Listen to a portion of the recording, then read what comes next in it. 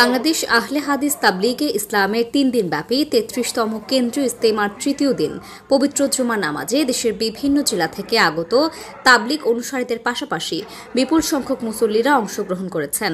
এ উপলক্ষে দুপুর 12টার মধ্যেই কানায় কানায় পরিপূর্ণ হয় ইজতেমা ময়দান সহ আশেপাশের অঞ্চল। এতে দেশের বিভিন্ন প্রান্ত থেকে অংশ নিয়ে মুসল্লিরা সন্তুষ্টি প্রকাশ করে আয়োজক কর্তৃপক্ষকে ধন্যবাদ জানান। নেত্রকোনার পাশে মুন্সিরহাট মার্কেজ থেকে এসেছি আমরা, প্রায় 150 মতো লোক।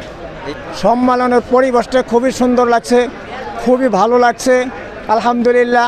বগুড়া, দিনাজপুর, খুলনা, বিভিন্ন রাজশাহী, বিভিন্ন অঞ্চল থেকে তাবলীগে জামাত নিয়ে আসছেন ওনারা। নামাজে অংশ নিয়েছেন ফুলবাড়িয়ার সামাজিক ও রাজনৈতিক ব্যক্তিবর্গ। তারা বলছেন, ইজতেমার দাওয়াতি কার্যক্রমের মাধ্যমে ইসলামের পরিপূর্ণ জীবন বিধান মানুষের মাঝে প্রসারিত হবে। এ সময় আগামী দিনে এর ধারাবাহিকতা প্রত্যাশা করেন তারা। সবাই সুন্দর করে এই প্রোগ্রাম বাস্তবায়নের জন্য আমি মনে করি আরো আগামী দিনে আরো দোয়া করি যেন আমরা সফলভাবে এই প্রোগ্রামটাকে বাস্তবায়ন করতে পারি এবং উত্তরোত্তর এই ইজতেমার সাফল্য কামনা করি।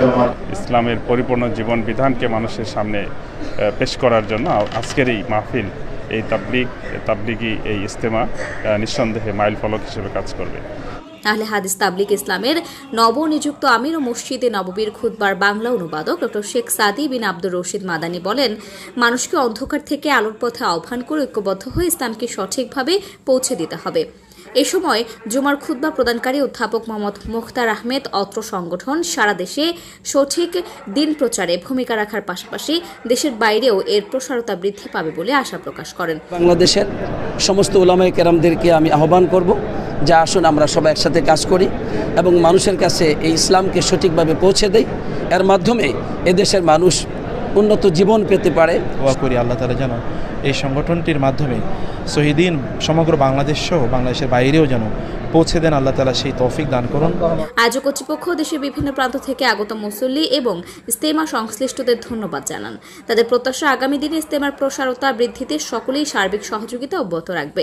দেশবাসীর প্রতি আমাদের অনুরোধ থাকবে, আপনারা ভবিষ্যতে আমাদের এখানে আরও বেশি থেকে বেশি লোকজন নিয়ে এবং জামাত নিয়ে আসবেন। আমাদের এলাকাবাসী আপনাদের পাশে আছে।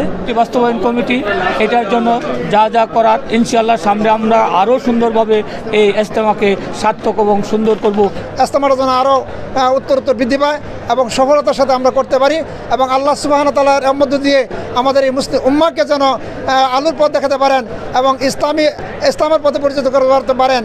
উল্লেখ্য, গত বুধবার শুরু হওয়া তাবলীগ ইসলামের বৃহৎ এ গণজামায়াত শেষ হবে আগামীকাল শনিবার।